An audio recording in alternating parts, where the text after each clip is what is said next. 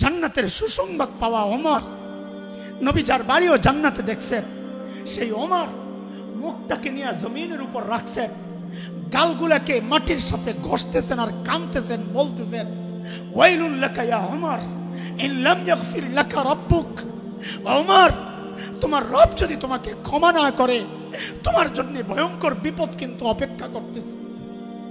ওমরের আখিরাতের এত ফিকির, আবু বকর এত বড় মানুষ, আখিরাতের এত ফিকির। সাইয়েদনা আবু বকর নির্জনে দূরে চলে যেতেন, চিৎকার করে করে কাঁদতেন আর বলতেন ইবনে আবি কুহাফা, ও আবু কুহাফার বেটা, তুই মানুষ কেন হইলি রে, তুই মানুষ কেন হইলি? এখন আল্লাহর সামনে কি জবাব দিবি, কেমনি হিসাব দিবি?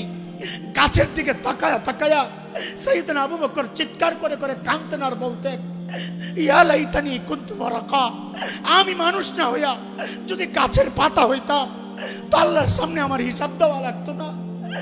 ওমর এত বড় মানুষ হয়ে আখিরাতের এত ফিকির, আবু বকর এত বড় মানুষ হয়ে আখিরাতের এত ফিকির। আরে দোস্ত, ওই ফিকিরটা হওয়া দরকার ছিল আমার মতো গুনাহগারের, অথচ আমার কোনো ফিকির নাই। কেন রে ভাই? আমাকে কে গ্যারান্টি দিল যে আমার মৃত্যু যন্ত্রণা হবে না? আরে ওমর তো গ্যারান্টি পাইছে, ওমর ফিল জান্নাহ, ওমর জান্নাতি। আবু বকর তো গ্যারান্টি পাইছে, আবু বকর জান্নাতি। আমাকে আপনাকে কে গ্যারান্টি দিল যে আমাদের কবরের আযাব হবে? কে গ্যারান্টি দিল বলেন? আবু বকর তো গ্যারান্টি পাওয়া মানুষ, তাও এত চিন্তা। ওমর তো গ্যারান্টি পাওয়া মানুষ, তাও এত চিন্তা। আমাকে কে গ্যারান্টি দিছে যে আমি জাহান্নাম থেকে বাইচা যাব, জান্নাত পায়া যাব? ওমর তো গ্যারান্টি পাইছেন ওমর ফিল জান্নাহ, তাও কান্দে, তাও কান্দে। আমার আপনার চেহারার দিকে আম ঘাস সব শ্রেণীর মানুষের অবস্থা একটাই, চেহারা দেখলে বুঝার উপায় নাই যে মানুষটার মৃত্যুর ভয় আছে, বহুদিন বাঁচবে। আরে এমনও তো হতে পারে এই জায়গায় বহু ভাই আছেন, বহু মানুষ আছেন যার কাফনের কাপড় দোকানে চলে আসছে।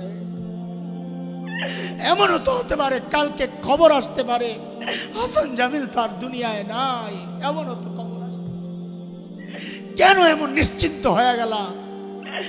চুল পাইকা পাইকা সাদা হয়ে গেছে, গুনাহ ছাড়তে পারি না। দাড়ি পাইকা সাদা হয়ে গেছে, গুনাহ ছাড়তে পারি না।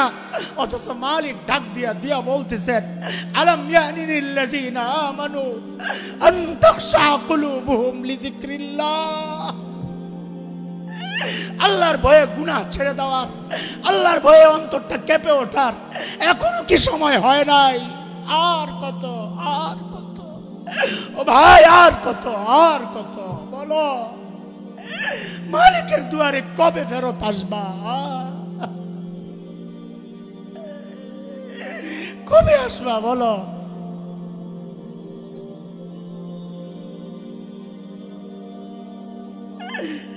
আল্লাহ মাফ করে দাও, আল্লাহ মাফ করে দাও। এই জন্য আল্লাহ মায়া করে ডাক দিয়া বলতেছেন ইয়া আইয়ুহাল্লাযীনা আমানুত্তাকুল্লাহ ওয়াল তানজুর নাফসুম মা কদ্দামাত লিগাদিন ওয়াত্তাকুল্লাহ। প্রত্যেকটা মানুষের উচিত আখিরাত নিয়ে চিন্তা করা যে আমার মালিকের সামনে আমি কি নিয়ে দাঁড়াবো, আমার পুঁজি কি, আমার কামাই কি, আমার সম্বল কি। আল্লাহ আমাদের সবাইকে আখিরাতের পুঁজি সমৃদ্ধ করার তৌফিক দান করেন, আমিন।